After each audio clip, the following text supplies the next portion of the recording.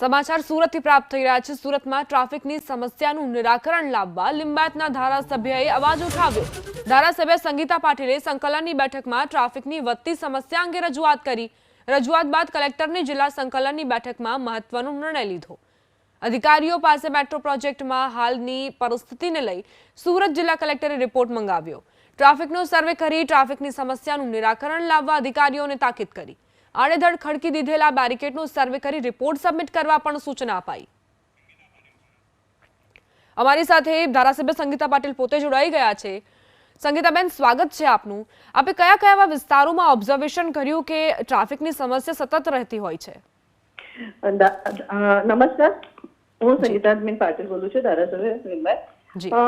કામમાં એવું છે કે જેવી રીતે અમે ધારાસભ્ય તરીકે દરેક વિસ્તારમાં જતા હોય ત્યારે પૂરું સુરતમાં કઈ ને કઈ કાર્યક્રમ હોય છે, તો દરેક જગ્યા પર જઈએ ત્યારે ટ્રાફિક તો હોય જ છે, પણ જ્યારે લોકો જે બેરિકેડ છે મેટ્રોના કામગીરીના લીધે જે બેરિકેડ મારેલા છે, આડેધડ બેરિકેડ મારી દીધેલા છે, જે 1-1.5 વર્ષથી છે, એ 1-1.5 વર્ષથી જે બેરિકેડ માર્યા છે, પણ જ્યાં કામ શરૂ છે, કામ પૂરું થઈ ગયું છે, જ્યાં પૂરું થઈ ગયું છે તો પણ છતાં બેરિકેડ કાઢ્યા નથી, અને જ્યાં હજુ કામગીરી શરૂ પણ નથી થઈ 1-1 વર્ષથી ત્યાં બેરિકેડ મારી દીધેલા છે, જેના લીધે લોકોની લોકમાંગણીના લીધે મારી સાથે ઘણા બધા લોકો મને મળવા આવ્યા હતા।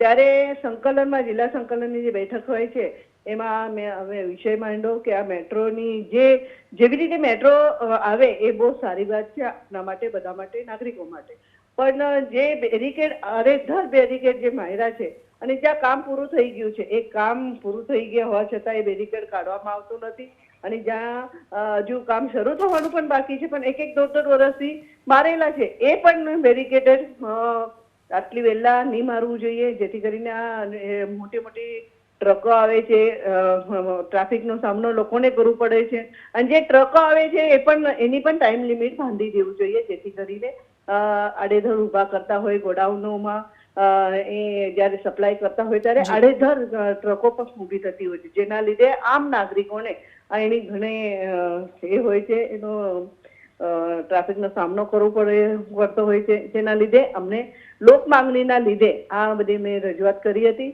અને આ ખરેખર એ વ્યાજબી છે। મને એવું દેખાયું કે ખરેખર ખૂબ જ લોકો ત્રાસી ગયા છે, જેના લીધે જે કઈ હોય એની સમસ્યામાંથી બહાર કાઢવા માટે અમે રજૂઆત કરી હતી। આભાર સંગીતાબેન, અમારી સાથે વાતચીત માટે।